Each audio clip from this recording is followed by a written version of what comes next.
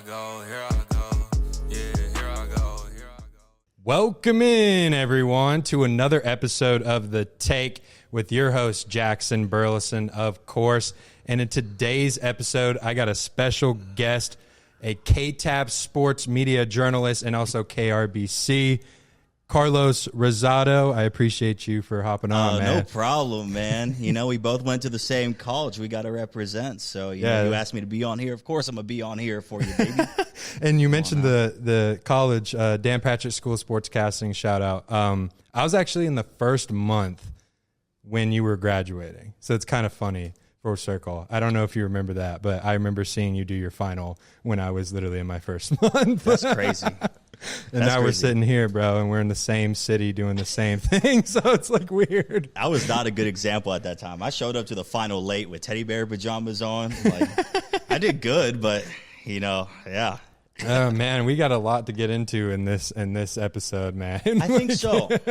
I think a lot has happened. A lot has happened. Before we get into it, make sure to subscribe. Keep hitting that subscribe button. We're trying to get to 10,000 subs by the end of the 2026 year. And so click let's get that goal. Notification bell, baby. Click the bell. Click the bell, like this video, share it, of course. But first things first, man, I just got to kind of college basketball has been going through a lot of things this past season. First of all, college basketball, the point shaving scandal, obviously, you know, locally, ACU was one of the schools that were involved, Abilene Christian University, and 17 schools were tied in, 39 players. It had crossed Division I. They were point shaving, basically fixing games. Bribes were ranging from $10,000 to $30,000 per player. The scheme began in September 2022. Actually, originally targeting Chinese Basketball Association game. So that's kind of where it started, and it expanded into college basketball once fixers realized that NIL money was making players vulnerable. So I guess, you know, there's a bunch of games we could go through. There's a bunch of players we could go through.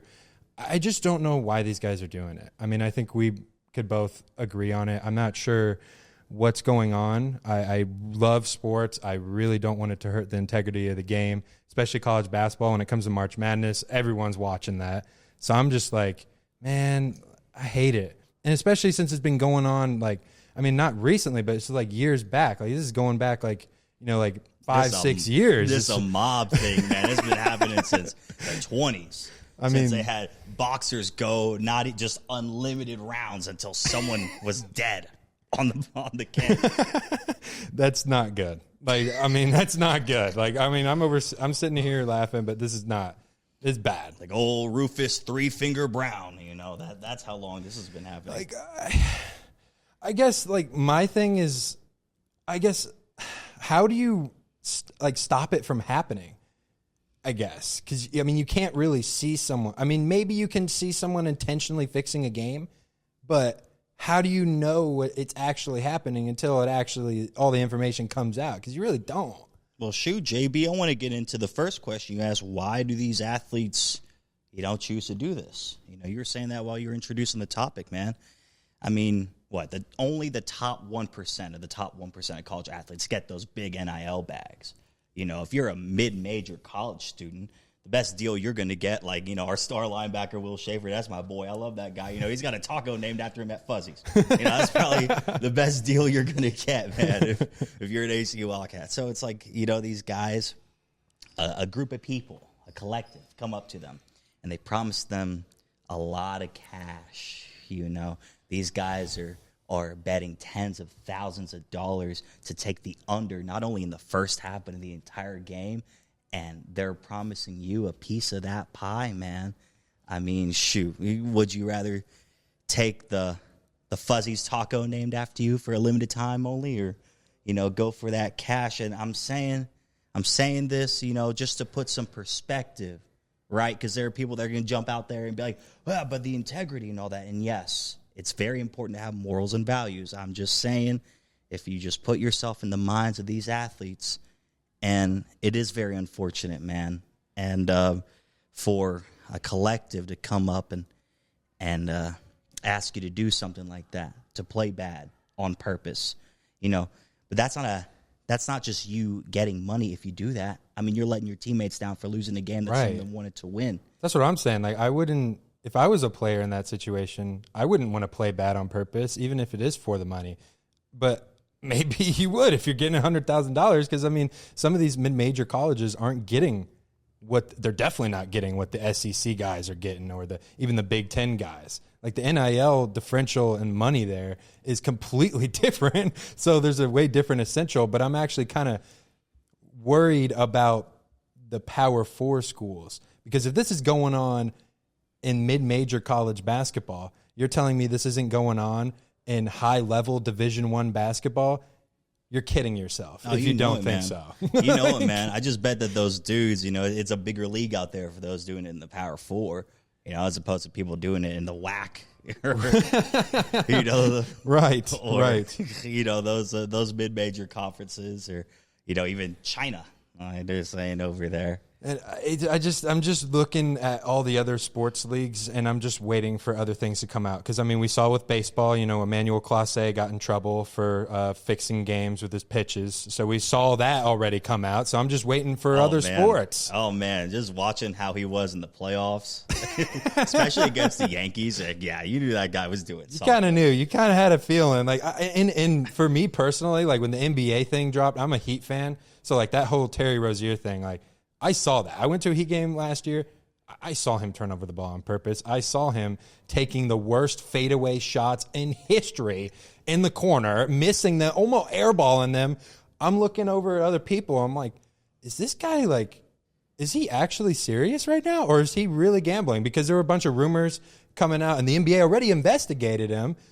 So I don't know what to I don't know what to say. I really don't. And it's crazy the different range. Like, one, we're talking about a college athlete that probably doesn't have a job, that probably just, And then one guy in the NBA is making $20 million a year.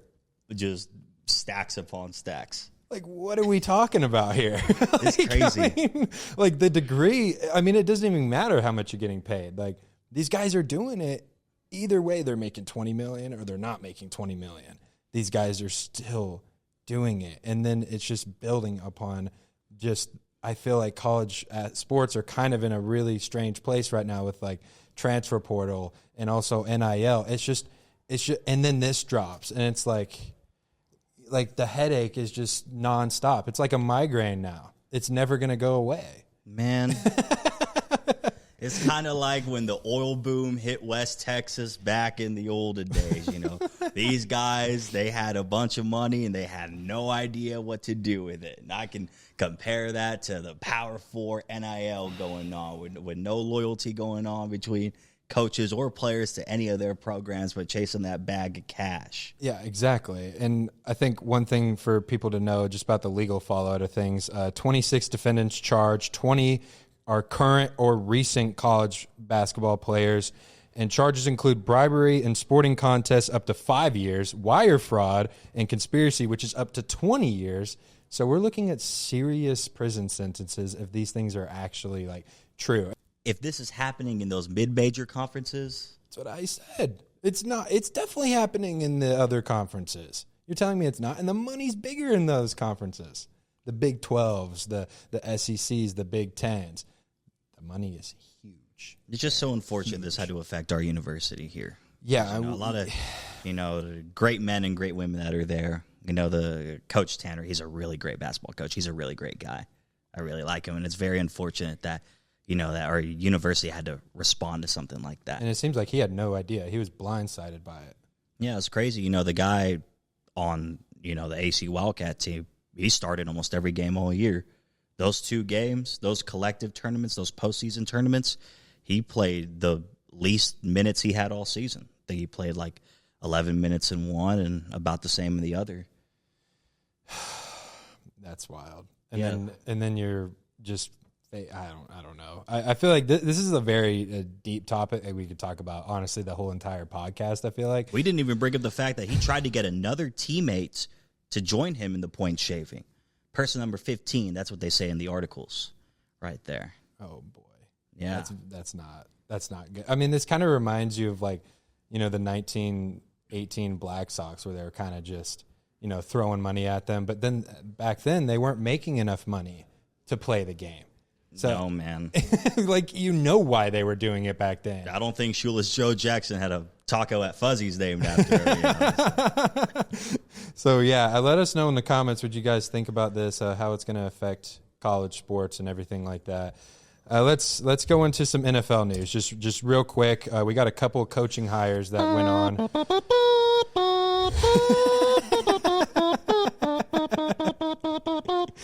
We'll let him finish that. Falcons find their new man. You gotta keep talking while I'm doing it. Go ahead, just go ahead. It's like being in doing a stand up and people screaming in your face. You're like, hey, you got to keep going. You got to keep going. Gotta keep going. You can't stop. Hey, you got 15 seconds to wrap up. Keep going. Falcons find their new man, Kevin Stefanski, former Browns head coach. He gets fired, and now he's in Atlanta. Matt Ryan and that staff decide to bring him in. How do you think the Falcons will do, and how do you think we'll do with that talent? He's going to face Baker twice a year. And Baker said, see you twice a year, coach. But you know what's crazy about that tweet? The tweet he was responding to wasn't even Kevin Stefanski's tweet, so that's why I was thrown off at it. No, it was a Falcons beat writer. But I'm like, why is he acting like Kevin tweeted that? Like, Kevin didn't tweet that. Kevin didn't have to tweet anything. Coach Stefanski didn't have to tweet anything. But the guy who tweeted it was saying, like, Baker was a failed quarterback. Yeah, and exactly. Not true at all, because he just got dumped. Won Cleveland a playoff game, and then it's like, you just don't mean anything anymore, Baker put his whole body for that team. He had a broken rib and then a shoulder injury in his non-throwing shoulder. I mean, it's what else do you want the guy to do? I'm pretty sure, I forgot if it was like a turnover, if he threw a pick and then he tackled the guy that got the pick and that messed up his shoulder. I just don't like. Homeboy laid his life on the line. No, for real. And then, Stefanski obviously had a wide range of quarterbacks in Cleveland. So, I don't think he should have gotten fired from Cleveland personally. It wasn't really his fault. He still had elite defenses. Like the 2 years he made the playoffs, even this year, their defense was still top 5 in yards allowed. So, I mean, they were still great. They had the all-time single-season sack leader in NFL history. I mean, what else do you want him to do? You can't really do anything when you've got Joe Flacco, Kenny Pickett, Shador Sanders, and Dylan Gabriel, and then you throw in Tyler Huntley into the practice squad at some point in that training camp. So you had 5 quarterbacks this year at one point, and you started almost all of them. Yeah. Except Huntley, and then I think Pickett got traded, so he didn't end up Dylan playing. Gabriel for a cup of coffee. Yeah, but I want Shador to do well so bad. I'm cheering for Shador. I just want him to do well because he's a Sanders, just as a Cowboys fan, the Dion thing, I want his son to do well. And I hate the hate he gets. And I think he is a good player. I just don't think the media gives him a fair shot. It's and that's with every rookie quarterback, in my opinion. I don't think it's fair to say even your guy, he's a Titans fan, Cam Ward, I don't think it's fair to say he's garbage after his rookie year. It's his rookie season. This is his first year going through an NFL year, seeing NFL defenses and people having consistent film on him, and then defenses disguising coverages. You don't see that a lot in college, and you don't have to go through 3-4 progressions during a game, during just one snap. No, dude. In college, you don't have to. If your first read's not there, you can just run. We could spend hours talking. We could, yes.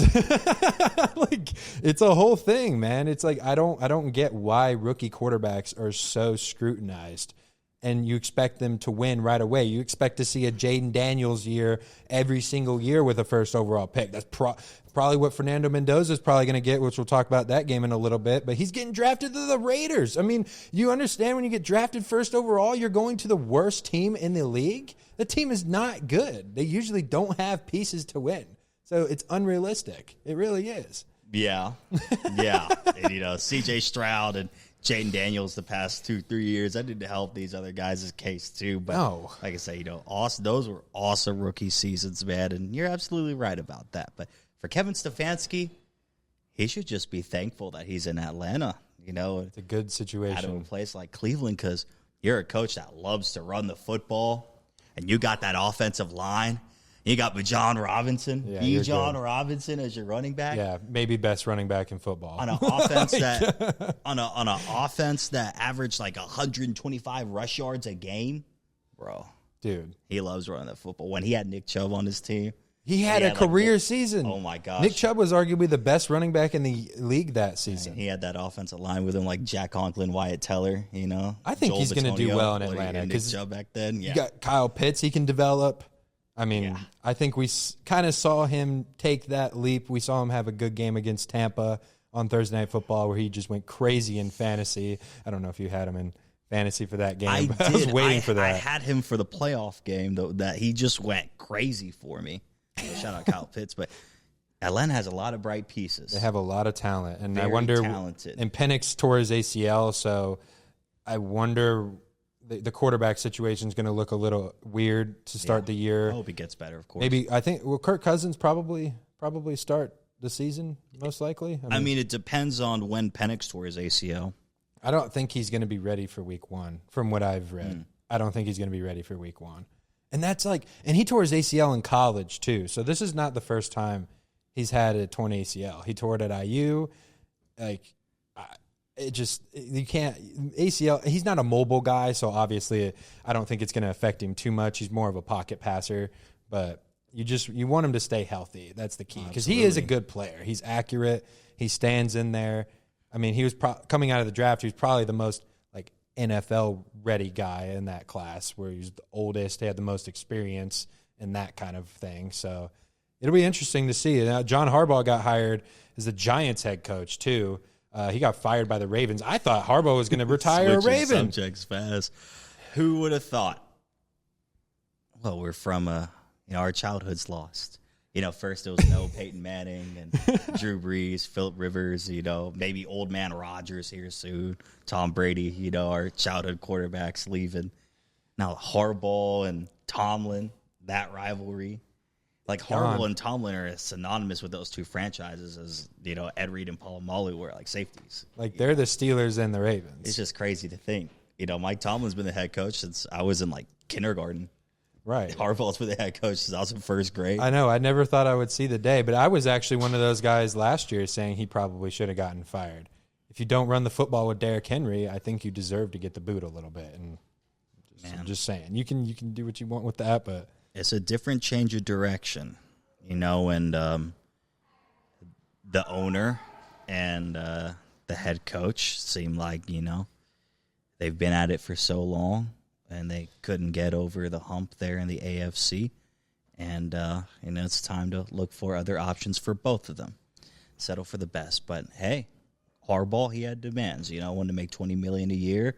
He wanted to help, lead in finding a roster, finding players. And the Mara family over there in New York giving him that shot. So now you got John Harbaugh with Jackson Dart and Cam Scattaboo and Malik Neighbors over there, but Harbaugh's a special teams and a defensive shoot. He can be an everything coach, honestly. So. I think he can turn around the Giants in 2 or 3 years, in my opinion. Jackson Dart proved he's a really good player. I don't want him to take those unnecessary hits. I hope so, because he's not listening to John Gruden at all, man. I mean, his QB camp, he said, just stop taking those damn hits. And he's still taking them. I'm like, stop it. He's tough. See, when I think of the exciting whites, I don't think of Cooper DeJean or Reed Blankenship.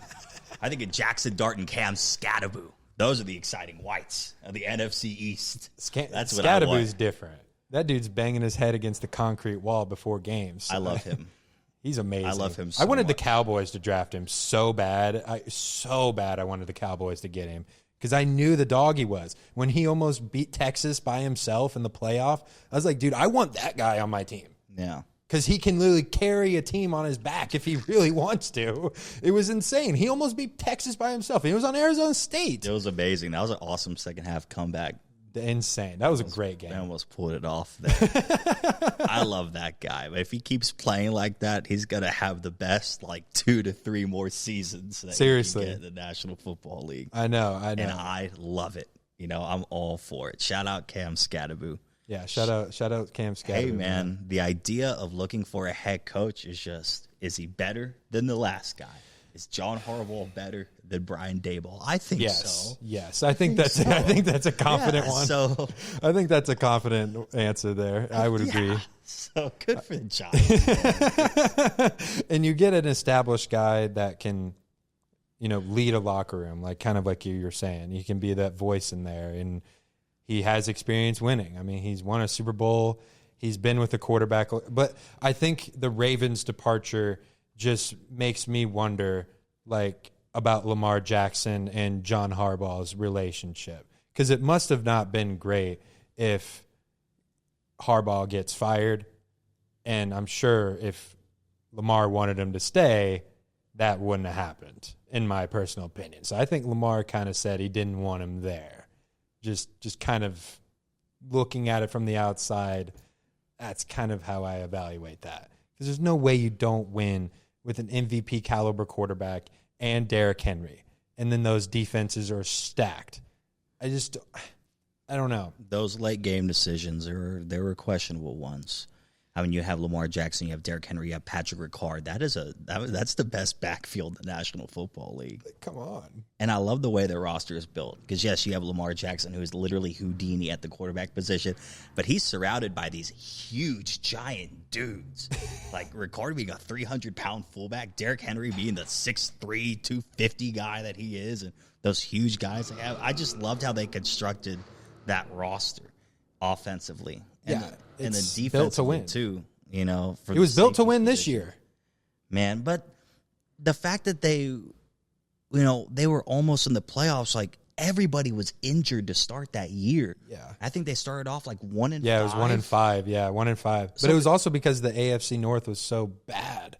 So that helped, And it's just crazy that they were one game away from making the playoffs. Besides starting 1-5, and they were in a position to win. They had that field goal there. Rookie kicker misses it. Hey, man, he probably feels terrible. It's all right, dog. We'll recover for next year, Yeah. But those kickers carry a lot of weight. If you don't make that kick, man, I don't ever forget Blair Walsh. I don't ever forget guys like that, you don't forget.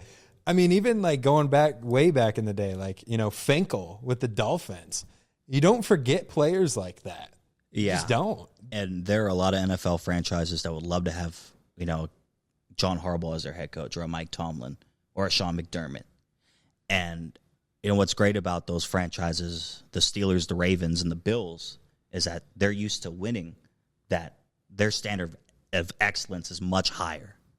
It's not just, hey, can we win? Can we have a winning regular season and make it to the playoffs? It's no, these guys expect to win the conference every year and represent their conference in the Super Bowl. That's what they're chasing after. So whenever it's just such a long and grueling season every single year, these guys aren't playing 17 games. They want to play 20 games. And so when you just keep making it there and you're on the brink year after year, it gets exhausting, and it's just time for eras to end. Where do you think Mike Tomlin goes? Do you think he's TV? Do you think he's done coaching? No, not done entirely. I think he will take a year off. I think I've read some things that, he'll do that, Where do you think he would go, though? I don't know. You know what I would love? I would love if Mike Tomlin coached a college football team, like Power 4. Make that transition kind of like Belichick. I know Penn State hired Matt Campbell, and I know that Michigan got Kyle Whittingham from Utah, but imagine a guy like Mike Tomlin coaching Michigan or Penn State. If those programs waited, they might have tried to get a guy like that. Maybe I would have loved that. Coach T coaching a Power 4 Big Ten football team. That would be fun. That would have been so awesome. That would be fun. That's my fantasy land. That's my hypothetical. Okay, so you want to see him coaching college? I honestly don't know where he goes. I really don't. He might. I wouldn't be surprised if he didn't come back. Honestly, I wouldn't be surprised if that was the last time we see him coaching an NFL game. We are sitting here in the year 2026, and the Pittsburgh Steelers head coaching job is open. We're getting old. That's the first thing I think of. I turned 24 this year. I'm like that. Like you said, the childhood is starting to that job's trickle away. There's only been 3 people in that job since 1969. That's insane. Just the consistency in that organization for you to have that many head coaches. And you look at all these other places like the Browns. I mean, it seems like they're firing a guy every 5 years or even less than that sometimes, you know? It's just, my Titans hire Robert Saleh. There are people in the comments like, we are excited to announce Robert Saleh as the head coach of the 49ers in 2029. It's like, okay, yeah. Yeah, we're not surprised by that. We're not surprised by all these. It's just like, whatever. It's just like, if you don't win, you kind of have the just like, I don't want to go too deep into LSU and Lane Kiffin, but it's like, if he doesn't win a natty in like the next 2 years, I could see him getting fired from LSU. If he doesn't win the natty in the next 2 seasons at LSU. No, bro, they can't just because they're already paying Brian Kelly so much money. That whole buyout process is nuts. All Brian Kelly has to do is pretend like he's looking for a job. But homeboy can just go in a yacht or enjoy paradise forever with the money that they're giving him. So, they're getting him all that cash. Yeah, I don't think they have enough in them to have to buy out Lane Kiffin if that were possible. No. I don't think you want to get into that pattern either of spending money on a coach that's not on the sidelines. They're giving him thousands upon thousands. They're giving him like tens of thousands of dollars when Ole Miss was winning games without him in the college football playoff. I didn't understand why they didn't let him coach. Because if I were Ole Miss, I would have let him coach that team. No, it's impossible, Jackson. It's impossible the way the college football schedule is. Well, the calendar's stupid. They need to change it. The transfer portal shouldn't be until after the national championship. You shouldn't be able to leave your school until after. The whole landscape is stupid. They need to make it like the NFL. The whole college landscape of football is just messed up because they're trying to integrate salary caps. Now they're getting general managers involved. It's like you're trying to put in a professional league on the fly. The structure of a professional league on the fly. It's like me and you sitting down and being like, all right, let's see if we can make the NFL. Just see if we can make it. That's what they're doing right now. That's literally what's happening. And then the College Sports Commission is just there to reject NIL deals. That's all it seems like they're doing. And I thought their purpose was going to be way more than just that. Why'd you hire Brian Seeley if that was it? The committee makes things up on the fly, There's no regulations for the amount of cash that NIL has, for the top 1% of college athletes. And, because of that, because the decision makers that have the highest authority and affect everyone in the land don't even know what they're doing, making things up on the fly. It comes in, a lot of people can take advantage of that and make a lot of money trying to fix some things, in their favor. And that's where we wrap things around. Yeah. But yeah, Nick Saban or Josh Pate, college football commissioner, book it. I don't think Nick Saban wants to do it. No. Pat McAfee's been throwing his name in there, and Nick's like, stop it. Just don't give me that right now. I'm enjoying retirement. I'm enjoying being on college game day. I'm okay with what I'm doing right now. Don't make me, because I feel like Nick Saban's genuinely frustrated with what's going on. So I don't think he wants to do that, because then it would make him even more frustrated, because now he's in the heap of it and he has to fix everything, which is basically unfixable.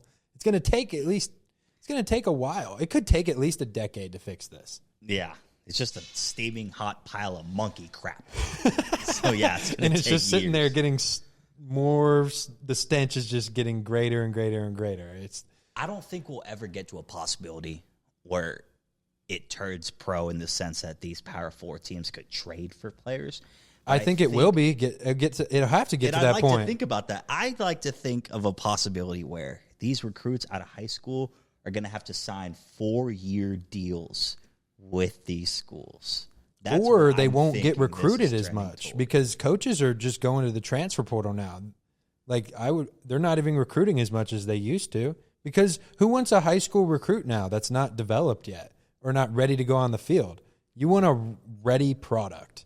Well, that's what you're looking at. I mean, if you want your program to be long-lasting, of course you go for high school recruits too. I still think you go high school recruits more over transfer portal I believe in that too. But yeah, for instant success, like the Hoosiers, Coach Cignetti was able to bring some guys that already knew his culture and fit in. Right. And he was able to bring some really good ball players that, not only knew how to handle money, but also just great human beings. Like Fernando Mendoza, where anything is possible. All glory to God. Our teammates just meshed together, 2-star, didn't get a walk-on invite from Miami. I love that kid, man. And let's get into that game, actually. Let's get into that game. Perfect transition.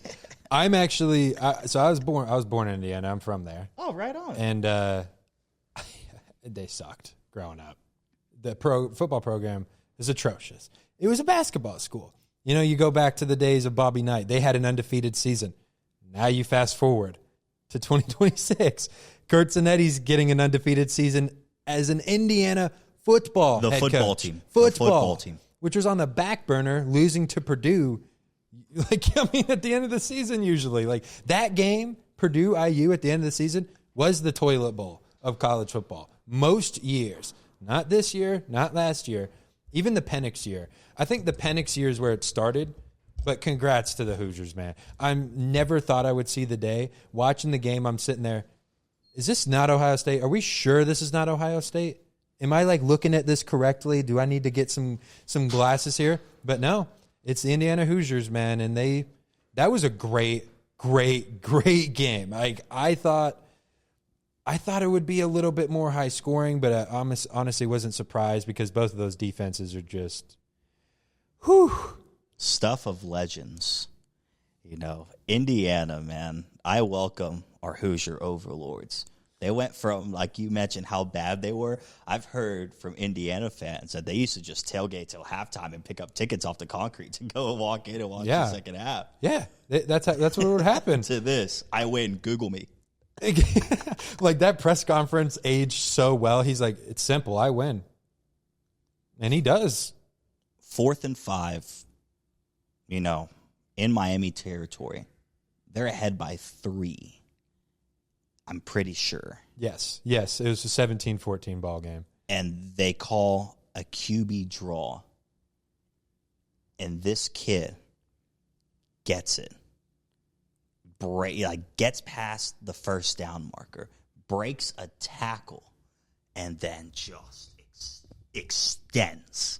Stuff of legend. And gets hit twice very big time on the way in. He got hit in the back, helmet on, diving into the end zone. Before that, he kind of had a weird, his back almost folded, and then he got back up and kept running. Dude's tough. Monday night, that showed he was so tough. That hit he took to the mouth early in the game, he's a tough dude. He can stand in there and take it. He proved that he's the first overall pick. Slam dunk. It's not even a question that he's the first overall pick. And also what he was doing, reading defenses in the RPO offense.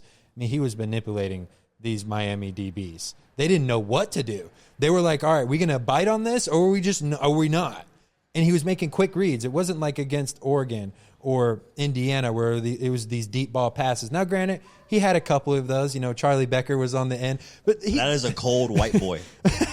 I love him. He's so good, man. He had probably 2 of the best catches in that game, that back shoulder, which, by the way, elite anticipation throw, elite. I that is one of the best throws I've seen. I have a college quarterback this season. Shit, and he gave Bama that work in the Rose Bowl too. Yeah. Thank goodness. I hate Alabama so much. I hate them. I was so glad they got blown out in that game.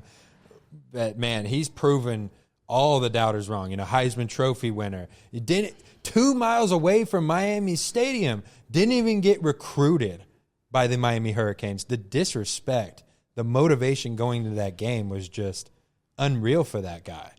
Yeah. I don't even think if we enter the mind of Fernando Mendoza, maybe there was some motivation because he didn't get offered by Miami, but I literally just believe that he just trusted God's process and it took him there. And also Lil Uzi was in the process. Lil Uzi was there too. How can you not be romantic about sports? And on that 4th and 5, the tackle that he dodged, the tackle that he broke from that defender, the same defender that knocked him out of the game when he was the quarterback at Cal, bro.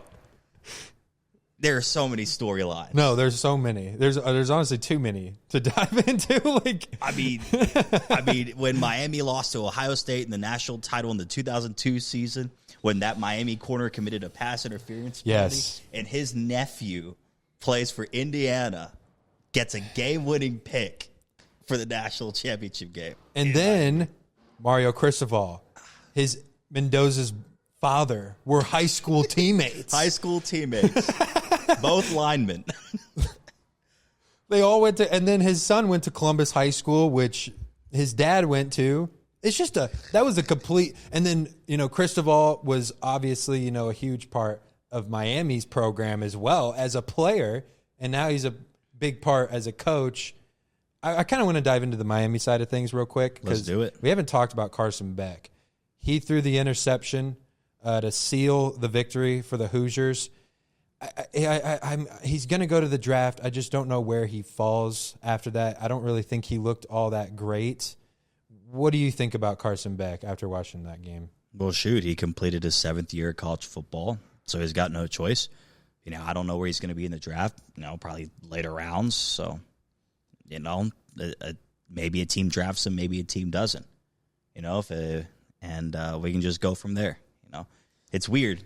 It's weird, like the duality of man. It's like how the Twitter audience compared Fernando Mendoza and Carson Beck. Like, and I mean they're old quarterbacks. Like, they've been around for a long time. Like, I can't think of a national championship. Maybe the last one was Joe Burrow's year, but on the other side you had a young quarterback. So you've never had two quarterbacks go head to head in this era of college football, where it was like they were older guys. This kid, leading up to the national title, I'm pretty sure he threw more touchdown passes and incompletions in the college football playoff. I mean, this is a kid that went 16-0, won the Heisman, won the Big Ten title, got the number 1 overall seed, and won the national title. It's so awesome. I can't stop talking about him. I love him so much, and I'm so upset that a sweet angel like that has to go to a dirty place like Las Vegas. But you know what? It takes a sweet and innocent angel to fix a place like Las Vegas. Light needs to go where dark is, and that's where Fernando Mendoza is going. I will be very curious to see how he does in that what's organization. Got Tom Brady and Mark Davis just drooling on the sideline watching. I mean, how can you go to work? How can you not be in love with this guy? I mean, the toughness, also his ability to process information is at an elite level. I think he'll have. If it wasn't for him going to the Raiders, I think he would have a pretty smooth transition into the NFL. I think he still will, but Las Vegas, they got a long way to go in this rebuild. I mean, they got to get this offensive line taken care of for Mendoza, because I just don't want to see him taking hits like he was taking last night. Because, I mean, Miami's defensive line was getting pressure. I mean, in the second half, until the fourth quarter, he didn't complete a pass. So they were making it super difficult on him. They're forcing him to roll right, which cuts off basically 2/3 of the field. So now you only have this one side to go to. They did a good job. I will give Miami some credit. Oh, of course. They did a good job of making it uncomfortable. Like, Indiana was only able to run the ball with Black, really. Hemby kind of struggled a little bit in this game. But, I mean, Miami's defense is elite. I mean, that was an NFL-style defense that he was playing, and just to be able to go out there and play like that, I mean, like Mendoza said it in postgame, you have 2 first-round edges right there. You have to deal with Bain, and you have to deal with Mesidor, and then, that opens up, they're mean, 3 techs inside, they're mean, big ol' uglies in the middle there too. Like, in Indiana, they had some good, when they needed to get the yards to rush, they'd get them, Right. But other than that, Miami did really well stopping the run defensively. I just think it was Miami's offense that wasn't able to pick it up. I mean, they picked it up late. No, man. Late. Yeah, Malachi Toney, yeah. He's NFL ready right now as Malachi a freshman. Toney, he's NFL crazy. ready. He's NFL ready right now. And when Malachi Toney ain't getting going, Marion can get going. That guy was super good. And then they're also running the ball well with Fletcher as well. Man, I really like Mark Fletcher. He's good. He was a physical back. I mean, that was probably the only thing that was working for him for a while until they started getting that passing game going. Because, I mean, they were trying to get Malachi Toney out in space. But I thought the game was over after that blocked punt. I didn't think Miami would make it as close as they did because I thought Indiana was going to be able to run away with it, honestly, after that one. The momentum just didn't flip. And the Canes responded really well. Oh, yeah. And I mean, I can't stop talking about how good Malachi Tony is. He's fast. Fastest guy in college football right now, in my opinion. And the fact that the Canes were, they did so well that they had a shot to win the game. They had a final drive to win the game, so. And they didn't play well enough to win the game, in my opinion. And they crazy. still had a chance to win the game. If it wasn't for Carson Beck throwing an interception, you probably are looking at 45 seconds. You can still get down the field. And I'm pretty sure they had one timeout in their pocket. So, they still had a lot of time in this game to go down there and win it. I don't think people are really talking about that. Someone on Twitter said, national championship on the line. Carson Beck threw a Doritos Locos taco. I can't stop laughing about Did you also see the Ray Lewis thing? It was he goes and talks to Ray Lewis on the sideline and then goes and loses the game. It's okay. He did that the game before against Ole Miss. When Baltimore won the Super Bowl, when the lights went out, right? Yes. In New Orleans, right? Ray Lewis touches Jacoby Jones, and then Jacoby Jones proceeds to just... Okay, I got my timeline wrong, but basically, at the start of the second half... He's got the magic touch. In the start of the second half, Ray Lewis touches Jacoby Jones, and then Jacoby Jones runs it all the way back, and Ray Lewis is like, I touched him. So maybe Carson Beck wanted that moment right there. Maybe.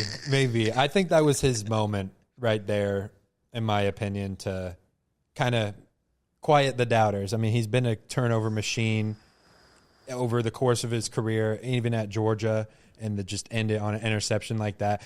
The throw, he probably could have put it a little bit higher, but also I don't think he should have thrown it there. I mean, you had two guys in the area, so I think it was a tough play. Shoot, man, that Indiana defense is just some dogs. They're good. I forgot the name of their main D'Angelo corner. Pond is one of the best cornerbacks in the country. He's only 5'9". He's just had, I think, 3 pass breakups. Yeah, he in that runs game. the routes for his receivers. He covers the receivers that he runs their routes. I mean, there's not and I just love how aggressive, like you said, the fourth downs. The Hoosiers only went for it on fourth down once this whole season before, and then they went for it twice. It's that takes some balls. That's gutsy because they could have easily taken the field goal, went up by 6, but they didn't settle. No. They wanted to go up by 2 full possessions. That's Kurt Signetti football right there. I mean, the unbelievable turnaround. That face. Me checking to see if I have some things in the fridge. Yeah. Dude's got Nick Saban aura. I have to admit, he's got Nick Saban aura. He really does. I mean, Nick Saban is the greatest college football coach of all time, and he reminds me of him a lot. And it's crazy what Signetti was able to do so fast at Indiana. And the route was weird. Oh, I want to go coach at Elon. Oh, I'm going to go to JMU. And then I finally get my big break. And then I win a national title. I mean, think about it.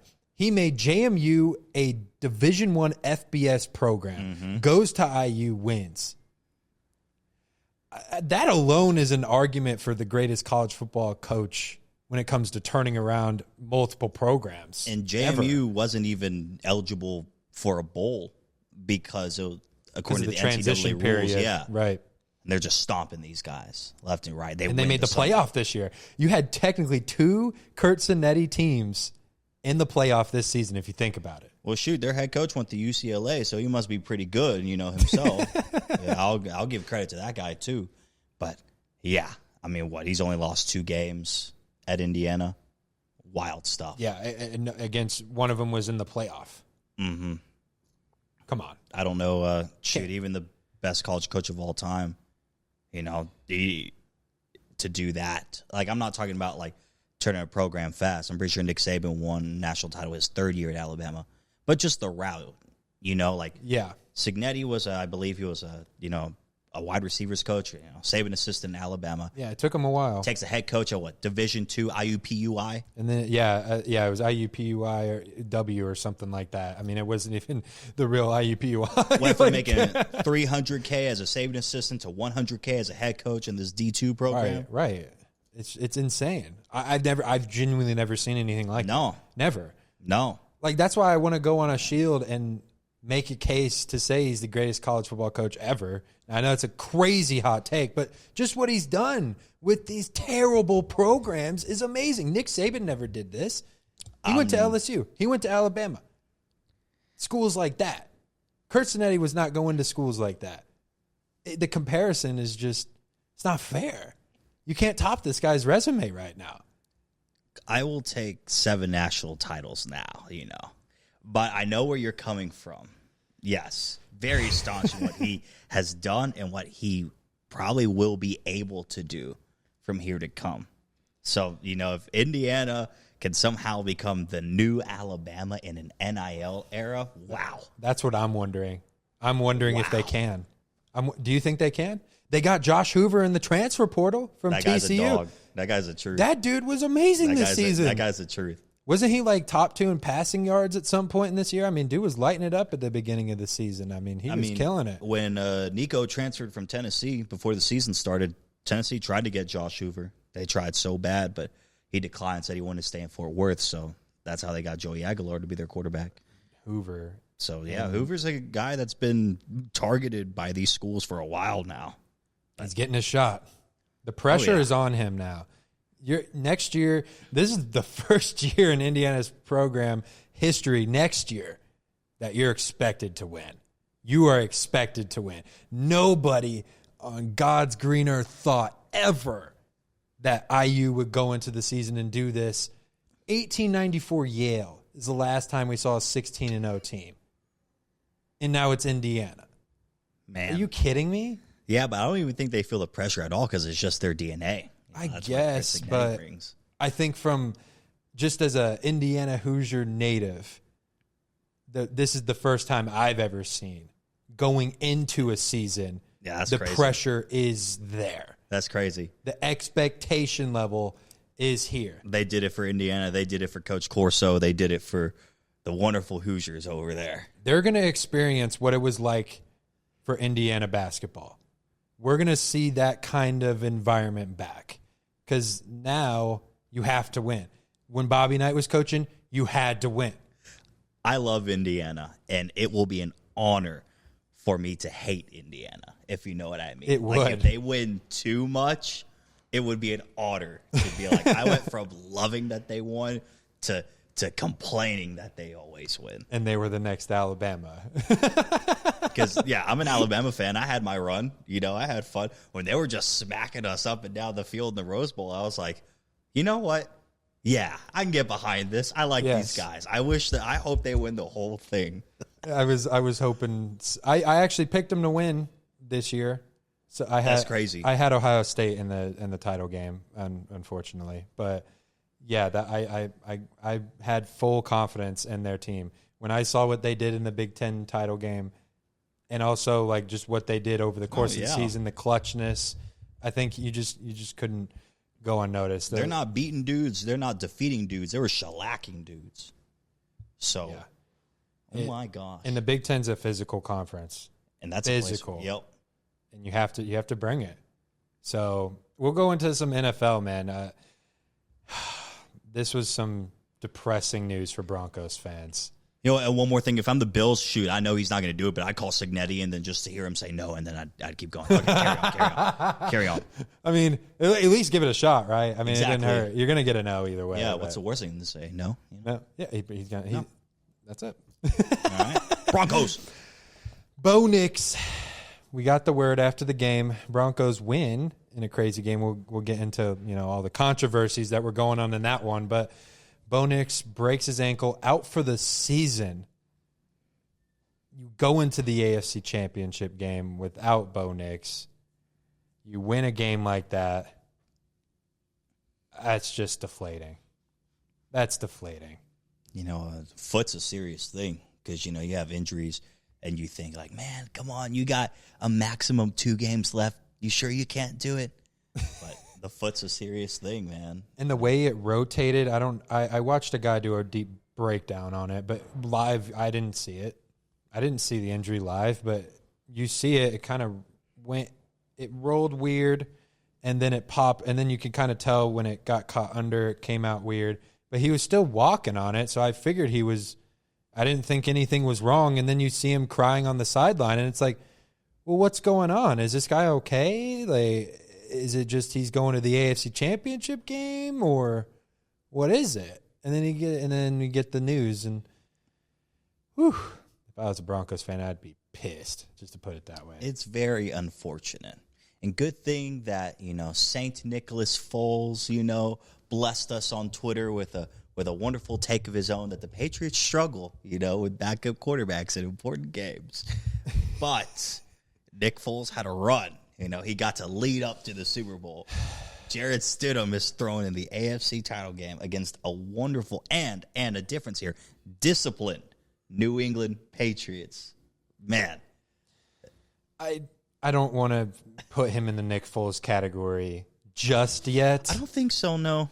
But if he wins this game, he's already in the category. No, he'd have to win the Super Bowl. They'd have to win the Super Bowl for him to be in the category, because a backup quarterback that won the Super Bowl in a year that Carson Wentz could have won MVP, So that's wild stuff. But I want to address something in this game. Go ahead. And I know it's been going on a lot. The controversy with the Brandon Cooks catch. We saw the Brandon Cooks catch and the Devontae Adams catch. Exact same plays. Knee was down. I think Brandon Cooks caught that ball. He was on the ground. He was on the ground. The guy was ripping the ball from him when he was rolling on the ground. How is that not a catch? He was down on the ground, and on the rules, he was down. He had control of it. You can't rip it when you're on the ground. That's not fair. It looked like it, didn't it? I think that they were two different calls called correctly both times. Really? I think that in the Bears-Rams game, Devontae Adams did have possession. His knee was down. But I really do believe that the Broncos corner got that pick as the play kept going, because Brandon Cooks catches it. What do you mean as the play kept going, though? Because he was on the ground. He was down. Are you talking about you have to survive the ground? Brandon Cooks catches it, but the Broncos player, his arm is also in there too, But that was the same thing with the Devontae Adams thing. You could say his arm was I understand there that too. I understand that too, but with Devontae Adams, both hands on the football, knee was down, and then they start the process of ripping it out. But I believe that in the Bills-Broncos game, the process of getting that pick was happening during the catch. That's my thing.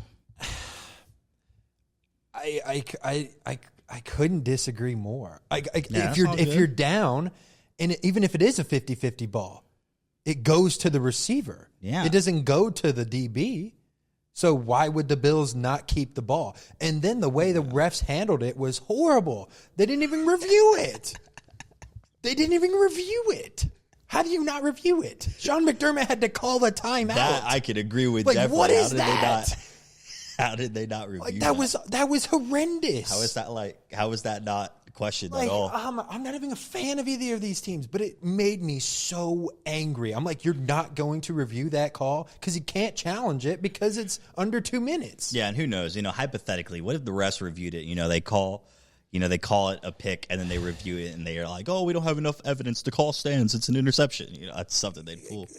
And I feel like we have to figure out what a catch is. There's always a borderline stipulation on all these plays. Is it a catch? Did he not? Just figure it out. Can we not get some definitive reasoning? We're going, as a Cowboys fan, this really hits home with me because the whole Des Bryant crap, dude lost the ball on the ground, but he also made a football move. So it's like, okay, but then Brandon Cooks was down. He was rolling on the ground. He didn't lose the ball until he completely rolled. So it's like, how is that not a catch? You know what I mean? I just don't get it. I really don't understand why there's no clarification on it. You can't basically essentially call the same thing differently. It makes no sense. You need some consistency. In the Bills-Broncos game, one of the worst officiating games I've ever seen in my entire life. That whole game, there were PIs that weren't being called. I just don't know why But the Bills put themselves in the spot. You can't make it this close. Josh Allen cannot turn over the ball that much. He just can't do it. Yeah. We can talk about that catch because, oh, man. Or the interception, whatever you think. Or the fumble when he was holding it with one hand. You're not Michael Vick. Tuck it. But, man, overtime, Broncos had the ball first. Bills forced them to punt. The ball's in your hands now. You got to make that happen. You got to score. You have to win the game. You have to. You got to make that happen. And it's been so, and, the Bills obviously fired their head coach, Sean McDermott. Yeah, that's fishy stuff, too. That's fishy stuff there. I actually agree with firing him. I think they probably should have fired him maybe last year or the year before, just because of the circumstances he's been in. It's been the same thing where you're putting the game in the referee's hands. And you just have to coach. And that not kneeing it going into the second half or going into halftime and Josh Allen throwing it, turning it over, Denver getting a field goal. If that's his idea, I understand why he was fired. That was his idea. Completely get it. I think he should have gotten the boot 2 years ago. You gave him too long, in my opinion, to get this done. Yeah, but when I think of Sean McDermott, I think of when those Bills players were in the visiting locker room watching the Ravens-Bengals game, and Andy Dalton throws that touchdown pass to Tyler Boyd. They're all celebrating because they finally made the playoffs for the first time in the 2000s, and Sean McDermott helped start that. And there's something there. It's a general manager's job to get the players. It's the head coach's job to coach them. Buffalo, despite having less talent, were still able to get in that same spot. There's something fishy about it because McDermott gets fired, and on the same day, Brandon Beane gets a promotion. Yeah, I think you honestly should have fired everyone. I don't think you should have promoted Brandon Beane. If you're going to fire McDermott, I think you wipe the slate clean. Yeah, and those two weren't brought in together. I believe McDermott was hired first and then came in. Yeah, he came in later. Beane. But it is odd. Usually these decisions are a GM and a head coach sort of deal. But if you were the Bills owner and in your mind you were aligned that you were going to fire someone and keep someone else, I just don't think that it was McDermott that should have been the one to have been let go. I think he's done a really good job with the pieces that he had, but what I haven't liked is what they've done to Keon Coleman. That's just disrespectful. Have you seen that? Yeah, I'm Poor an kid, FSU man. fan too, so Poor kid, that man. kind of hits home with me. I loved him in college. Super talented, super good player. He's got all the abilities, but yeah, I don't know. There's something going on there, but also the receiver talent was by far the worst Josh Allen's had as an entire career. I mean, your best receiver is Khalil Shakir. I mean, Khalil Shakir is a good player, but he ain't no Stephon Diggs or even – I think the Bills need to attack this offseason and try to get George Pickens, in my opinion. I don't think the Cowboys are going to be able to keep him. But they need to go and get a guy like that because they need a difference maker at the wideout position. Because you can't have Josh Allen and James Cook carrying your team. You're not going to win games that way. It's not sustainable. And there were other receivers available at the trade deadline. Shaheed popping off for Seattle, special teams wise. Yep. But, what's crazy, another crazy thing, Brandon Cooks is a really good player, and Shakir is really good in the slot, man. It's just why I feel for Keon Coleman is, it's just his second year in the league, and they wanted him to be Stephon Diggs already. Yep. Yeah. Why is the owner and they're healthy scratching him during the regular season as well. Why is the owner in a press conference talking about, oh yeah, this guy that I promoted, Brandon Beane, isn't at fault. It's Sean McDermott's fault. He really wanted it. Like, y'all are talking about this kid like he's not a human. Like he's just he's just a football player. So like y'all are talking about him like he sucks. He's still a kid, man. You remember how excited you were when your job offered you and you got to do something you wanted to do since you were a little kid. Yeah, absolutely. He's literally our age. And you're talking about him like he's just like, he's worthless because he's not producing on a football field. Like, he's maturing, all right? But it's just very unfortunate that that's one reason that they would lead to Sean McDermott being fired. They're pointing a finger at that this guy hasn't been a top receiver in year 2 of his career. And even that, I don't think that's all on McDermott. I mean, the players got to want it too. And I'm not saying Keon doesn't, but when it comes to player development, the players gotta. He's the one that basically initiates the development. You can get coached up all you want, but coaches can't go out there and do drills for you or even run the routes for you. They can't. They can't do that, and the coaches get a lot of the heat. And they can't go out there and make these throws. They can't do it. Coaches get fired like no one else's business. It's like trying to find your favorite candy bar and you just keep throwing them away until you find one that's good. And maybe you find one that's good and maybe you never do. Maybe you're searching the store all night to try to find one. That's how it is with coaching. Bad organizations do that with owners that aren't good at making decisions, yeah. I mean, shoot, it's just crazy how rare it is that we had 2 head coaches that coached for almost 20 years with their organizations are no longer. I remember how befuddled I was knowing that we live in a world that Belichick ain't the Patriots head coach. Right. Things like that. It's just so crazy. It's like it's a weird thing, but yeah, But hey, I hate it. I can give you, you said that, McDermott should have been fired, and you had good reasoning for that because in those Bills playoff losses, Josh Allen played his heart out. He played the best he could, but it came down to defense. He's a defensive guy. And this defense this year was by far the worst he had. That's nuts. And it was horrible. What's unfortunate for Buffalo, too, is they make it that deep in the season every year, and they're just so riddled with injuries. But, man.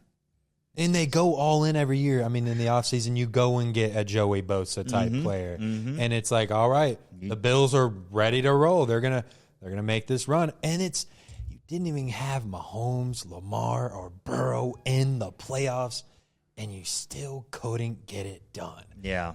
I think that was the straw for the owner. It's like, come on. Yeah, I see we that. didn't have to go through Mahomes this year, and we still didn't make the Super Bowl. Not even make it. I see that. And then what I also see is, one guy's on the sideline coaching the team while another guy is in the owner's ear sitting next to him during the game, telling them things, and Sean McDermott, if it is true that he told the owner and he told Brandon Beane, hey, man, I don't know if this is a Super Bowl roster, and Brandon Beane felt some type of way. He's the one that spends more time with the owner. Right. So he felt some type of way with Brandon Beane, I don't think this was a Super Bowl roster. I think it was kind of unrealistic going into the playoffs for people to say, the Bills can win it. They took the 1 seed to overtime at Mile High Stadium where you can't freaking breathe if you don't live there. It's just like, I feel bad for Josh Allen, but this was his worst playoff performance by far. By far. Are you sure? I remember his first playoff game against the Texans when he's just... I mean, that's what he was basically doing in this game, though. That was basically what he was doing in this game. He was basically just throwing the ball for free. Speaking of a guy who did that this weekend. Go ahead. C.J. Stroud and the Texans have some issues. C.J. Stroud he's the first player ever to have 5 or more fumbles, 5 or more interceptions in a single postseason. It was only 2 games. 2. Some guys don't even get that in an entire season. So it's like you do that in 2 playoff games, and you're expecting me to sit here and go, yeah, it's okay. CJ's still the guy. No. CJ is not a franchise quarterback. I think the Texans should not extend his contract when it's up, and they can extend him now. I don't think they should pay him because you have a Super Bowl caliber defense that was truly wasted. Truly wasted. These defenses both of these defenses were making plays. 8 turnovers combined. That was the most since 2015 in the NFC Championship game. You haven't seen anything like that in almost over a decade. And for these defense and for the Texans defense to do what they did, give the Texans offense chance after chance after chance, and CJ just to throw the ball up and not take a sack, and then just like throwing the ball behind the receivers. I'm just like, at what point do you say he's not the guy? Because he was atrocious all year long. You could argue that whole stretch where Davis Mills was the quarterback, that Davis Mills was better than CJ Stroud, in my opinion. Well, I think that I'll defend CJ in the sense that I still think that he can be the Texans quarterback if they want success. But, he had a new offensive coordinator. And, it's hard to, but also that defense that they had is crazy. Like, when CJ was the star at Ohio State, man, he could sling it deep, and he had his early struggles too. I remember when he was first to start at Ohio State and he got benched, and then he came back and was playing really good. And that guy, he made some really great plays. He could just throw the ball downfield. He had all that talent with him too, and things like that. I feel like with that great a defense, C.J. Stroud was so used to playing hero ball when he was in college, and even his first season in the league, and it feels like he has a learning curve ahead of him, where it's like his defense is so dang good that he doesn't have to play hero ball anymore, and that's not a bad thing. That's a really good thing, but it's concerning whenever he's missing wide open, like 5-yard outs. Right. And it's also concerning when these quarterbacks forget that incompletions and sacks can sometimes be your friend. Right. They can sometimes be your friend. You throw the ball away, that is your friend because you gain 0 yards, and that's better than negative. And better than turning over the ball. And if a guy's running at you and you got no chance to get out of there, sometimes it's better to just tuck and go down. Right. Yeah, Exactly. you got negative That's yards. how I felt about that pick six he threw. You He should have just get taken the drilled, sack. And then another guy, Marcus Jones, goes and picks you off, but that's what happened. But on that pick six play, it was his tight end was supposed to be open, but his tight end slipped. No. So now his first read's gone. So he's like, he didn't, that play didn't have a plan B, because that entire New England Patriots secondary was clamping these receivers. Now, granted, I'll give CJ a little bit of leeway this game. The totality of the season's a different thing from where I'm coming from, but no Nico Collins, no Dalton Schultz in this ball game against the Patriots. And that's a big difference. It's wild how they were still in a position in the second half to win a football game. They were leading the game at one point in the first half, too. Yeah. They were winning the game. Yeah, and then they were down in the second half like 2013, like a touchdown. And the Patriots offense didn't. I mean, Drake May fumbled the ball 4 times. Oh, man, Will Anderson Jr. was everywhere. 2 forced fumbles. He was everywhere. Daniil Hunter was getting pressure as well. I'm pretty sure he had a fumble as well. That pass rush is so good. Penalties. That pass rush is so good. That is statistically the best defense in the franchise's history.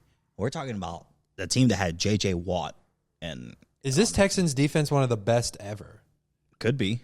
I mean, they were number 1 in total defense this year. I think they only gave up 250 yards. That's insane. That's incredible. Would you take this Texans defense or the Legion of Boom?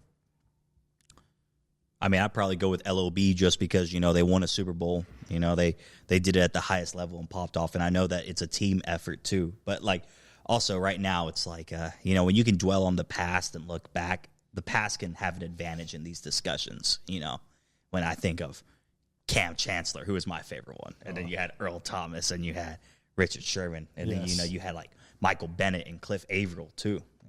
Right. But, shoot, man, that Texans defense, Stingley, Daniil Hunter, Danico Autry, Will Anderson Jr., Jalen Petrie when he was out there. It's an amazing defense. It's an amazing defense. Yeah. But what's crazy is, you brought up Derek Stingley, Keyshawn Bode had a one-handed catch on him. Mm-hmm. One of the best corners in football. Mm-hmm. I think this Patriots offense, they didn't look the best, but their flashes are amazing. Just the fact that Drake May fumbles the ball 4 times and they're still able to recover and just go back down there, do what they do. It's because the Texans offense wasn't able to get touchdowns. If they were able to get touchdowns on those turnovers, it would have been a different game. Because their defense is so great, too, that they're able to create those turnovers and put them in great field position. Right. And I mean, that Patriots team is an all-around team. They literally found just like the perfect successors for Tom Brady and Bill Belichick. It's insane. I like. We're about to start hating the Patriots again, as crazy as that sounds. It wasn't that long ago that it was a dynasty. I love it for Vrabel. I want Vrabel to win the Super Bowl. I have the Patriots winning the Super Bowl. I go to bed every night, and I miss Mike Vrabel. I was so angry when they fired him. Oh, I bet. Because he's a great coach. I thought nothing could top watching A.J. Brown get traded on draft night and then fire Vrabel. It's like, come on, man. No, and then Derrick Henry leaves in free agency for Baltimore. That hurt the most. But yeah, I'm cheering hard for Vrabel, man. And he's a former Patriot too, so like he's back in his organization where he played and he's winning. D'Amico Ryans. I mean, it's crazy. The full circle is like nuts with these guys. Just everywhere in sports, like the stories, like you can go to every team. Oh, this guy, he used to play here. He used to do this, earlier. Like, where is he now? Oh yeah, he used to be in this place. Now he's with this guy. Like, he went to high school with this kid. Now he's coaching. It's just like, it's a whole pendulum, like you're doing.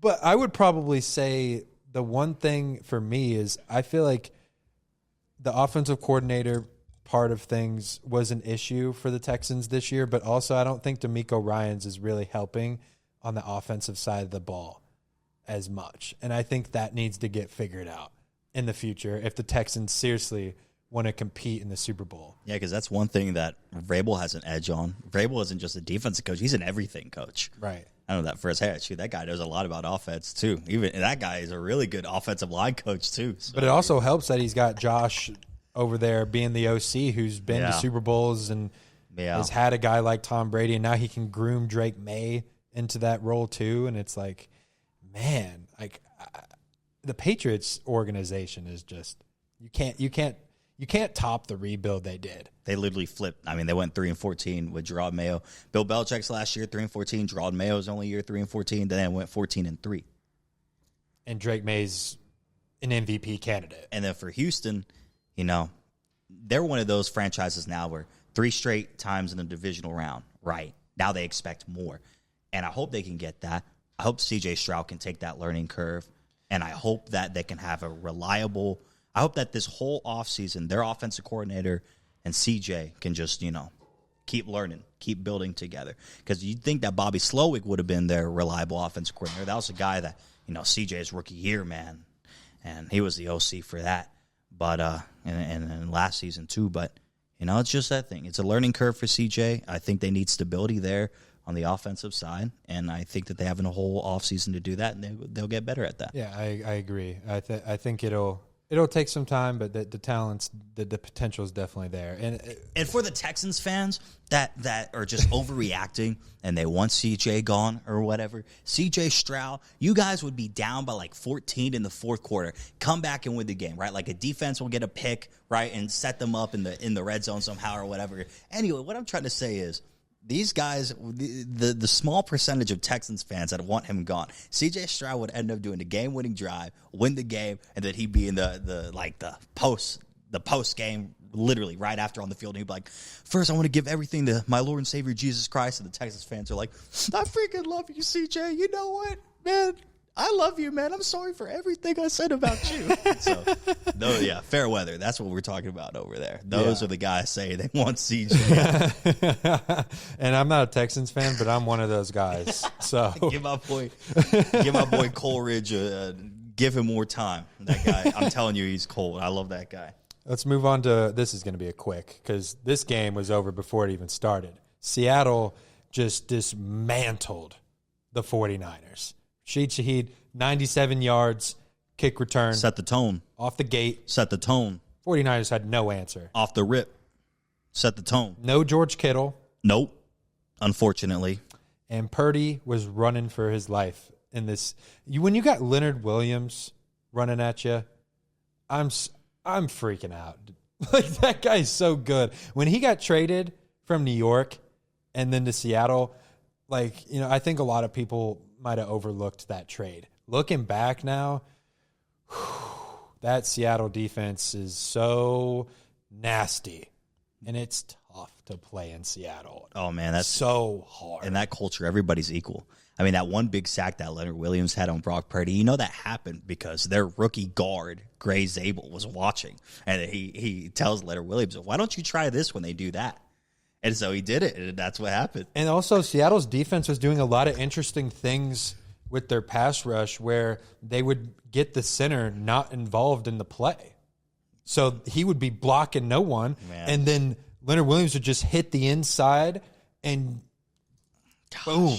Like, you're going. And oh, man, what they've been able to do over there, defensive-wise, Leonard Williams, that secondary, they're bringing back the LOB. I mean, it's like come on. The rookie they drafted, I can't pronounce his last name, who's going to win Defensive Rookie of the Year. Yes. That's it's such a good defense. I mean, Reek Woolen. I mean, Witherspoon. Oh, man. Yeah, Witherspoon is a monster. It's a great overall team. And that's why a lot of people like Seattle to win the Super Bowl.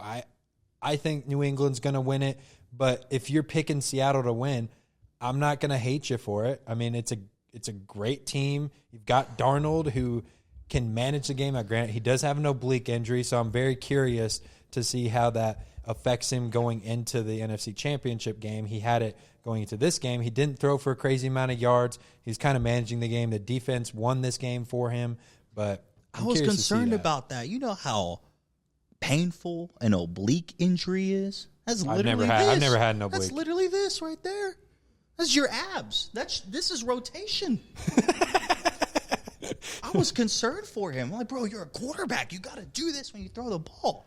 Man, but hey, this guy, Jackson Smith and Jigba, he may not be what the casual NFL fan would be the best receiver in football right now, but he's up there. He's up there, though. He will be. He is going to be. That guy had the most yards this season by far. He was on pace to break the all-time record. Like, oh, man.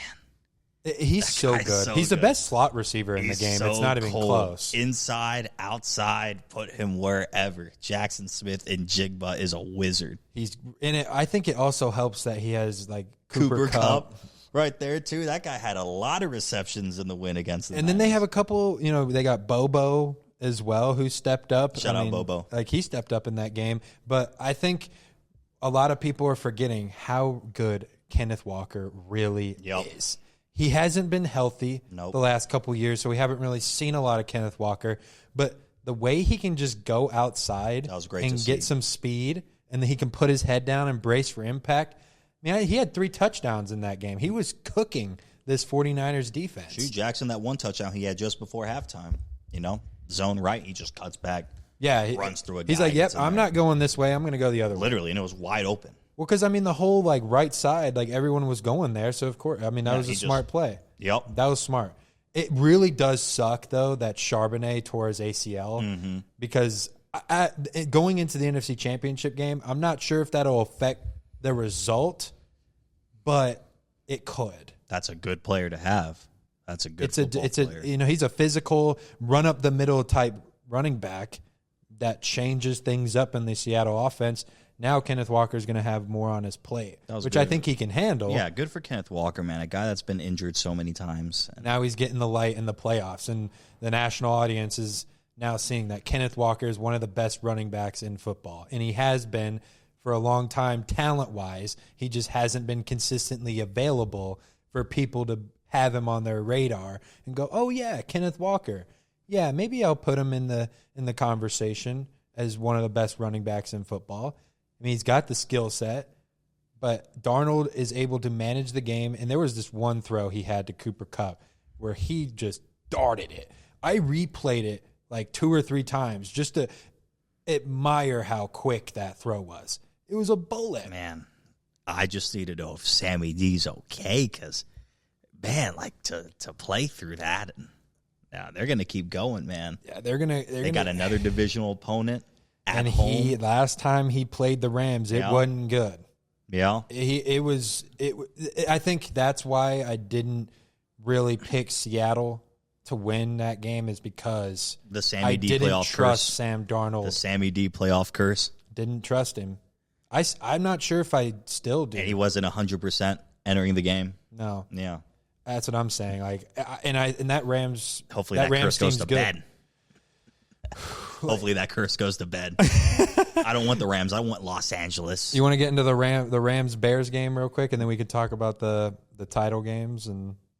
Okay, but before we do that, I am concerned that my Titans hired a defensive coordinator that gave up 41 points in the NFC divisional. But you know what? It's okay. 49ers defense wasn't healthy, so I wouldn't take that to heart too much. Yes, that is true. And a piece of bread is better than Brian Callahan, so literally anybody. I wouldn't be too worried about that. No Warner, no Bosa. I would just take out this earwax out my ear and put a headset on it, and it'd be better than Brian Callahan. So, yeah. Now we can carry on. So let's talk about a coach that turned it around year one, Chicago Bears. The Bears. I don't. So first of all, Caleb Williams wasn't really good most of the game, and then he made that throw on 4th down with 20 seconds left on his back foot. 3 Rams that's one of the best running plays at I've ever him. seen in my entire life. Am I crazy to say that that's the best throw in NFL history? I don't. Well, I got to look at other throws that have been made. Let us know what we can compare it to. I think of Roger Staubach to Drew Pearson there against the. I think of Dwight Clark first ever Hail Mary in the NFC Championship. NFC Championship game, the catch right there. Yeah, but I think that Caleb Williams throws better than that. Did help that those ended in wins too. So context wise, but this dude's running backwards and he lobs it up. He's at the 40-yard line. But I also don't know why Kobe Durant gave him so much space. Like he was running forward. Why are you running forward? Yeah, well, him and Cole Kmet locked arms, and Kmet saw the throw first and went to the spot. But, he catches it, and it's like, how was that guy able to be so wide open behind the defense like that? How was Caleb Williams able to make that throw? There's only one guy in the league that can make that throw besides Caleb, and it's Patrick Mahomes. It's the only guy that can make that throw. Yes, because he has the athletic ability to run backwards and then just. I think it's definitely one of the most heartbreaking losses for the Bears because you had that moment. You had a chance to win in overtime. Caleb throws a pick in overtime, and then the Rams get the ball back. They kick it for the win. Yeah. I think after a play like that and your defense gets a stop in overtime, that play with DJ Moore, everyone's been talking about that. What do you think about that? I think it was miscommunication. Caleb put the ball to a spot where he expected his receiver to be, because that's where the route was going. But DJ Moore stopped, and, Cameron Curl made a great play on the ball. He undercut him and made sure to DJ. It looked like DJ was it looked like he was pulling a George Pickens jogging on his route, in my opinion. It's just it's unfortunate. It's unfortunate that did happen. Those two weren't on the same page in the most crucial moment to be in the same page in overtime. And, the Rams took advantage of that and showed why they're a winning football organization. They can win anywhere. I mean, they can win in the cold. I mean, they've shown they can do what? Yeah. Like Matthew Stafford. I mean, that dude, he's him. Like he is the guy. Like that, for him to be doing what he's doing at his age and all the things going on before the season, like is he even healthy enough to play? And for him to go out here and do this, and the Rams could win the Super Bowl again. And after that Super Bowl run that they had, a lot of people were writing them off. Oh, they don't have draft picks. Like they're not going to be able to build a team. Like they kind of traded a lot. They went all in for that 1 year. But they're still competitive. No one thought they were going to get that Jim Puka Nakua in the draft. Like, that's also one of the best receivers in football as well. Like, Duke cannot be tackled. He can't. Well, it's outstanding how many yards he's able to get after the catch. He's so strong. He's not the fastest guy, but when he gets a momentum and a head speed, he is fast. And he's physical. He'll put his head down. He's also a really good blocker, which I think gets overlooked a lot. I mean, to set up this Rams run game and be able to block, and also I just think that's a very big element to this offense. Learn that from Cooper Kupp. You want to be a receiver for the Rams, you better block. You have to. You have to be able to block. And I think this Rams team, it'll be very interesting to see what they do against Seattle because you know what happened the last time those two teams matched up. Charbonnet picked up the ball just by accident, got the 2-point conversion. That was the craziest play too. That was the craziest play of the season still. Like, kind of looking back on the whole season. How do you miraculously just, I'm going to go pick up the ball, give it to the ref, and then it's 2 points. No. And ended up saving you the game. It ended up winning you the game. Did I do that, Did I just win the game there? Yes, you did. No, they won't have Charbonnet in this game, granted, but who you got winning in that one? I have Seattle. I think that if Seattle can continue to play like they did, obviously the Rams are healthier than the 49ers, and but I really trust the Seahawks there. I really think that the curse of Sam Darnold might end. Might. I want it to. I want it to end. I think it's definitely going to be more competitive than the Niners game. That's for sure. But I think that, man, Seattle's, their DBs can tackle so well. I think that, and in the Bears' defense, their DBs can tackle very well. I just don't feel like, the Rams are going to get away with, hiding in those soft zones, like against the Seahawks, like they were able to against the Bears. And like I said, with a guy like Puka Nacua, he catches the ball, bring him down. You have to bring him down. I think those guys from Seattle can bring him down.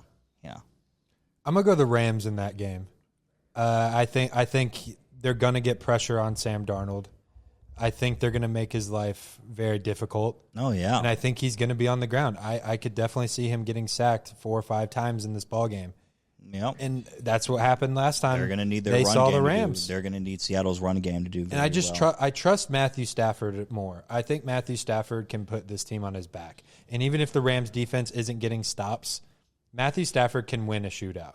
He's proven he can. He's a proven winner. He can win in a shootout. He can win in like a 2017 defensive game. He can win in any fashion. And I just think that Seattle game, the last time they played, I think I just trust Stafford a little bit more in this situation. I think he's going to get it done. He wants to get that second Super Bowl, start to, build. I mean, I think he's a Hall of Famer, but he's MVP Super Bowl season. I think this is the year for the Rams to get it done because you don't got a lot of Stafford left. So yes. Urgency's there for sure. We broke down from our logical standpoints why. Now from an emotional standpoint, I don't like Los Angeles. I don't like the city. I don't like the culture. I don't like L.A. So I don't want to see Los Angeles have success. So that's why. Hey, Seattle. You're going Seattle. I'm going to Rams. AFC Championship. Broncos. Jared Stidham is getting the start. Stephenville Yellow Jacket. And the Patriots, they're going to go into Denver. Very difficult place to play, as you said earlier. You can't breathe in that place. And Denver's really good at home this year. I'm pretty sure they only lost like 1 home game all year. So it's hard to win there. But no Bo Nix definitely makes a difference. I'm sticking with my Super Bowl pick. I'm going the New England Patriots. I think Drake May's going to clean up the turnovers, and they're going to get it done. Now, granted, Denver's defense is still a really, really good defense. This defense is no joke. No. They can rush the passer. They have a great secondary. I wonder how Surtain's going to be looking when it comes health-wise. He did get a little banged up in that previous game against the Bills, and it seems like he's always kind of getting hurt. So I wonder if he's going to be able to have an impact on this game. But I'm going to go the Patriots. I think they're going to run the ball. I think they're going to throw the ball well. Ramondre Stevenson, I think, is going to have a good game. And then Travion Henderson hasn't really popped off yet. So I'm kind of interested to see if he's going to have a breakout postseason game because he just hasn't had it yet. And that's a dangerous guy if he can get out in space. So. Yeah, it is. Yeah, the Patriots can run the ball effectively on Denver and, ease off May and limit turnovers and limit penalties. Then, yeah, I mean, Vrabel's got those guys on altitude masks right now. They're probably sleeping with those things on. So. But, just Denver not having Bo Nix there is really going to be tough. But Sean Payton's a coach now, and especially on offense, So I think that both defenses are going to do good jobs, And I'm not saying that the Patriots are going to win outright. I think they can. But, I can, remind people, there's some reasons why this could be like a Texans-Patriots style game where both defenses are doing great. And it seems like, one team's just got a slim lead, even despite how great their defensive unit can be playing. Like, I could see Denver just only being behind 7 or even 10 or, despite having a backup quarterback in there just because of that. Yeah, that also reminds me of, remember when, I think the last time these two teams played, it was Brock Osweiler versus Tom Brady. It's giving me this same, obviously Drake May's not Tom Brady, but this is giving me the same kind of vibes. And the Broncos won that game in overtime. Yes. They did. I believe that was a Sunday night game. It was a Sunday night game, yes. Because the Texans saw that game and said, let's give Brock Osweiler one. Regretted that immediately. So y'all want to talk about C.J. Stroud. Y'all remember those Osweiler days, all right? You take C.J. Stroud and you like him, okay? Brock Osweiler. Yeah, I just remember that game, and I'm like, Josh Rosen won a game against Aaron Rodgers, so yeah. Does Jared Stidham can Jared Stidham win this game, or is it going to have to be something else happen? The Broncos team can win this game. I don't think Jared Stidham can win this game. Yeah. Always, like a head coach answer. Football's a team sport, and it always is.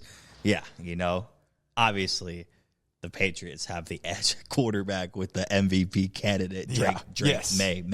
Yes. But yeah, it'll definitely take a team effort, and I think because of just the lack of the quarterback position they have entering this game, that everyone else on that team knows they have to play. They have to step up and play better. Right. And I think they can.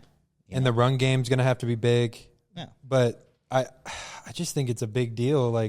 You've got a rookie running back and then McLaughlin. How much do you trust that in a game like this, especially with the Patriots team that is a good rushing defense? That was one thing. That Bills defense wasn't the best at tackling. New England's defense is a lot better at tackling. R.J. Harvey would catch a pass in the flat. He turned that thing into a lot of yards. We're talking about a rookie running back here in the second round. I feel like New England's linebackers, they're flying with their heads off. They got this guy named Ellis. I forgot his first name. But in the Texans game, I swear that guy had a tackle on every single play. Just a Mike Vrabel team with inside linebackers. They're going to make tackles. They're not missing a single dang tackle. And all-pro Christian Gonzalez. Right. You got Harold Landry, and you got Christian Barmore in there. Oh, man. I wonder how... They're not missing a tackle. I wonder how Courtland Sutton does in this game. I'm very curious to see what kind of impact can he have, because he's the big impact player on Denver. They gave him that nice little shiny contract this offseason. SMU Mustang, shout out. I want to see him have a breakout game. I want to see him, even with Jared Stidham at quarterback, I want to see if this team can get him involved early, because if they can, I think that's going to open up the run game. I know it's a little bit flipped. The run game opens up. But with a backup quarterback, too. If you can throw the ball with Jared Stidham, it opens up so much. And I think he can. I think Jared Stidham can win this game. He just has to not turn the ball over, manage the game, and not make the fancy play. If you don't have anyone downfield, don't be scared to go to your check down. The Broncos could run a trick play and get a tackle out there, too, like they did, I think there'll be some trick plays in this game, too. I think Sean Payton's going to have some. Yeah, Sean Payton. And it also does help, with a backup quarterback where he's been here all year. He knows the playbook. So obviously he's not Bo Nix. You can't replace a guy like Bo Nix, who's having a heck of a season and is a great quarterback. Can we talk about just that quarterback class in general? Caleb Williams. Will that go down as the greatest quarterback draft class of all time when it's all said and done, you think? What they were able to do in their second year of their careers is nuts. We almost had Caleb Williams, Jaden Daniels, Bo Nix, Drake May all make the NFC title games in 2 seasons. That's unheard of. That's unheard of. 3 out of 4 of those guys made the title games in their first 2 seasons. It's wild. Jaden Daniels, Michael Penix is the only outlier, but he's still good. So I'm not gonna. That's a great quarterback class. That's pretty good. We knew it was good going in, but looking at what they've done in the playoffs, that's pretty good. Reflecting back, I don't think Like looking at the quarterback class, obviously, like going into that draft, you thought, yeah, this is gonna be good, like talent wise. But did you think it would have this kind of like impact where they would be doing this early? Not this fast. I mean, I still can't believe that C.J. Stroud's rookie year was that, and I still can't believe that Jane Daniels' rookie year was that. You know, it's still unbelievable to me how fast the success of these young guys have been, even with young receivers. Justin Jefferson's rookie year and Jamar Chase's rookie year, and even in college with Indiana. Like, it's just crazy at the highest levels of these sports, how these guys, these outliers, are able to just do so well super fast. And it happened, and I can't believe it happened so quickly. Like, you would think it would take a while to get used to the NFL game, especially as a quarterback, because usually you see those long gaps where it's like tough for a while for a quarterback. But when you have like the organizations like a New England or like a Denver, it's easy to go in there. That too, that helps a lot. The organization you're drafted to, and the coaching as well, like, because this ain't Cleveland or the Raiders or the Titans. You know, these ain't teams that are picking in that spot every single year. You know, no, and I think just I wanted to bring this up when we talked about the Texans, C.J. Stroud. I know the comparisons, Bryce Young or the Dolphins, they're bad too, and C.J. Stroud are going to start. I think Bryce Young right now, in this current state, proved he's a franchise quarterback, and C.J. Stroud is not. Would you agree with that? I think they're both franchise quarterbacks. I really do, and I hope that both of them, you know, get better and better. It took Bryce his starting role. It took him to be benched. It took, like, not only just the starting spot, his job to be jeopardized. It took that for him to get that confidence back. I remember, like I mentioned earlier in this episode, when C.J. Stroud got benched at Ohio State. You know, his job got jeopardized, and he had to bounce back from that. I think that both of those guys were faced with that adversity, and they were able to overcome it. And that's why, to me, I think those two can be franchise guys, you know, moving forward. And, yes, it's odd knowing that right now a lot of people would take Bryce Young over C.J. Stroud, and deservedly so, what Bryce was able to do this season with the Carolina Panthers. But I really believe, because if it's not them, who else is it going to be? Who are you going to find? You know, it's a hard question to answer. So I really think that we've lost the art of patience with young quarterbacks and just young players in general. And also just, I feel like quarterbacks, just like the overall quarterbacks, like in general, because I think this is a perfect example. The Dallas Cowboys, you know, with me, I'm very impatient with Dak Prescott. But who else are you going to go get, like you're saying? That's better than Dak Prescott. There's not a lot of quarterbacks better than Dak Prescott. Maybe he won't be good enough to win you a Super Bowl. I love that guy, man. But there's not a lot of guys that are better than Dak Prescott in the league. What he was able to do this season? With that, one of the worst defenses I have ever seen. Yeah, rivals the 2020 Cowboys when y'all couldn't stop a 3rd and 20. I think this defense was worse. Yeah, man. It was worse. I was at the Monday night game against the Cardinals. Deron Bland was playing Twister in the end zone with Marvin Harrison Jr. He was, yeah. And then we cut Trayvon Diggs. Left hand. Did you see Trayvon Diggs got released by the Packers too? He did. I think they're going to re-sign him. Why? I think it was a bad move to get him off waivers. They should have waited after the season and signed him for a lot cheaper. I think that's what they're going to do. I think they're going to reconstruct. And he didn't play that much. So, like, why would you even? He only played one play in the Bears game. Like, why would you go get him though? He's horrible. Because in a zone in a zone defense like Green Bay.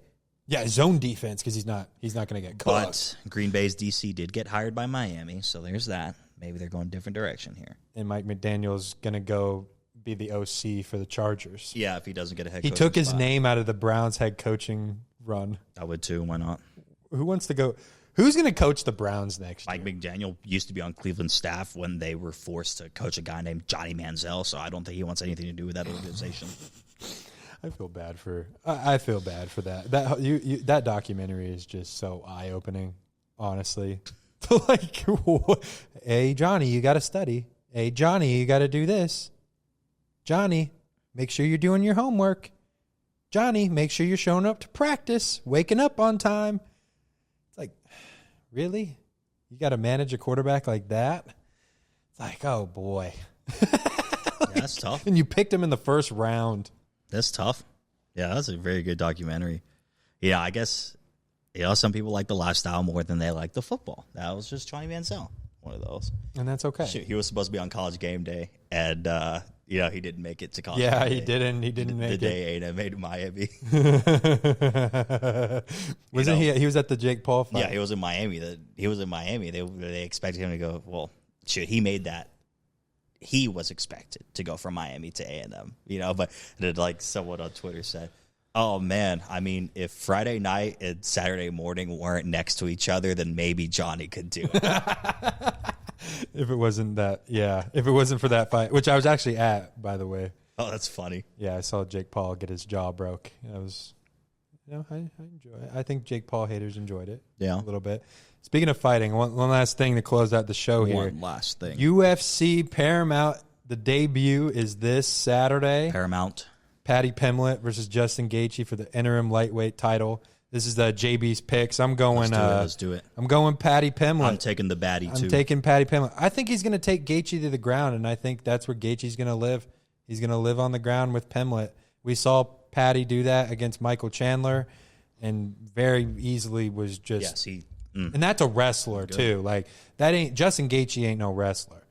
Like if Paddy's doing that to a wrestler, Michael Chandler, come on. That's scary stuff. Don't let Gaethje catch you now with something. He can punch. He has a puncher and kicker's chance. That dude can, but he can strike. This thing right here, I'm concerned about this thing on him. This jaw. He's getting old. I'm concerned about it. That's not something that recovers. I wonder if this is one of Gaethje's last fights. And Paddy Pimblett's a much better fighter. Ever since he didn't become a Dana false hype boy, and cameras were off him, he became a much better fighter. So we're both going. Yeah, Pimblett. I'm not arguing with you there. I'm going Paddy Pimblett right there. And the winner apparently is going to fight Ilia Topuria. Well, I have none of those people against him. So that's the best fighter in the world, pound for pound. I ain't got no one.